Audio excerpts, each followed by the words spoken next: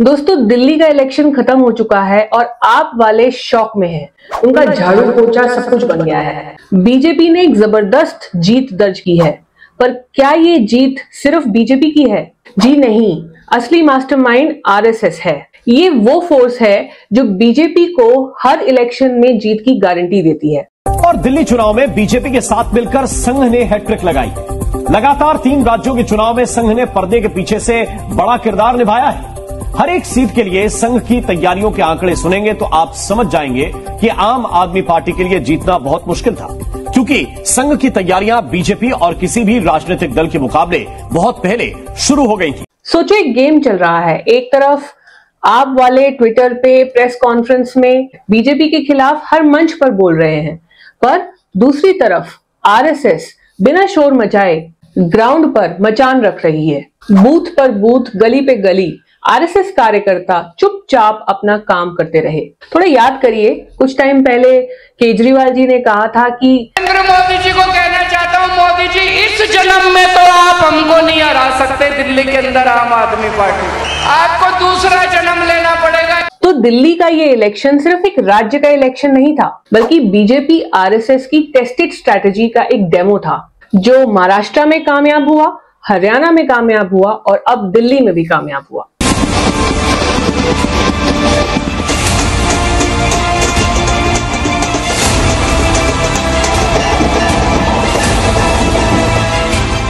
संघ के साथ तो आइए जानते हैं कि आरएसएस ने किस बेसिस पे दिल्ली में काम किया।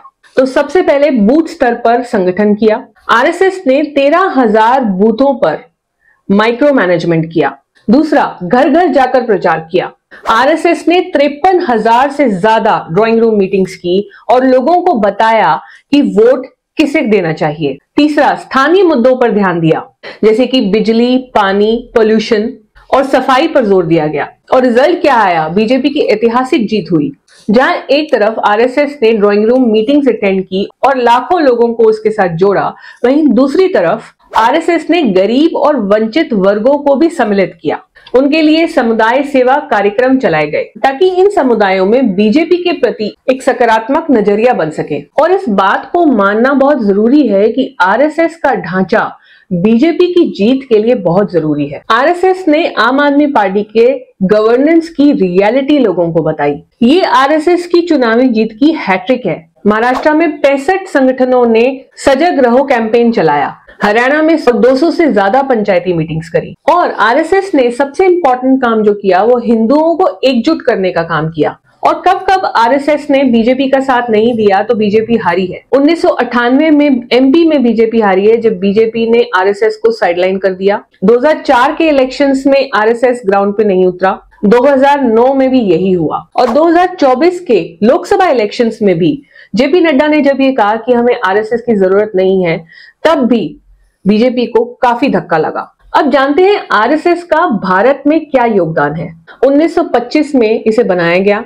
बंटवारे के टाइम पे आरएसएस ने हिंदुओं और सिखों की सेवा करी। भारत चीन और भारत पाकिस्तान युद्ध जब जब हुआ, तब तब आरएसएस ने सामाजिक तौर पे समाज में लोगों की सहायता करी, इंडियन आर्मी की मदद करी। संघ के स्वयं सेवकों ने कम से कम 60,000 बैठकें की। औसतन देखा जाए तो आप देखो तो 70 सीटें हैं दिल्ली में, तो हर सीट पे 850 मीटिंग्स हुई। दिल्ली की 68 सीटों को ए, बी प्लस, सी और डी कैटेगरी में बांटा गया। इसमें सी कैटेगरी में 25 से 30 सीटें थी, जिसमें कि विरोधी कैंडिडेट्स के साथ कांटे की टक्कर थी। इन सीटों पर बीजेपी के कार्यकर्ताओं और आरएसएस के स्वयं सेवकों ने सबसे ज्यादा जोर लगाया। संघ के कम से कम 50,000 स्वयं सेवकों ने छोटी छोटी टोलियां बनाई और दिल्ली के नागरिकों को जगह जगह पर समझाने की कोशिश की कि आम आदमी पार्टी की गवर्नेंस ठीक नहीं है। दिल्ली चुनाव में अनुसूचित जातियों के लिए 12 सीटें रिजर्व हैं। इन सीटों में लगातार दिल्ली चुनाव में 2 बार से बीजेपी अपना खाता नहीं खोल पाई थी और 17 से 18 सीटें ऐसी हैं जिसमें कि 20% से भी ज्यादा दलित वोटर हैं। तो संघ और बीजेपी ने ऑल इन ऑल 30 सीटों पर फोकस किया। 30 सीटों के 1900 बूथों पर 18,000 दलित युवकों ने प्रचार किया और साथ ही 3,500 दलित इन्फ्लुएंसर भी भेजे गए जो हर दरवाजे पर बीजेपी का मैसेज लेकर पहुंचे। तो ऑल इन ऑल देखा जाए तो बीजेपी ने आरएसएस के साथ मिलकर अपना होमवर्क पहले ही कर लिया था। तो देखा जाए तो दिल्ली से लेकर महाराष्ट्र तक भगवा छा चुका है। मोरल ऑफ द स्टोरी ये है कि ट्विटर और बयानबाजी पर राजनीति नहीं चलती, ग्राउंड पर मेहनत करनी पड़ती है। और जब तक आरएसएस का मजबूत नेटवर्क बीजेपी के साथ है तो आम आदमी पार्टी जैसे दल तो सिर्फ सपने ही देख सकते हैं। तो क्या आपको भी लगता है कि आरएसएस की स्ट्रैटेजी बीजेपी के लिए एक गेम चेंजर है? हमें कमेंट सेक्शन में जरूर लिखकर बताइए और इस वीडियो को लाइक कीजिए, शेयर कीजिए और प्लीज चैनल को सब्सक्राइब कीजिए। मिलते हैं अगली वीडियो में।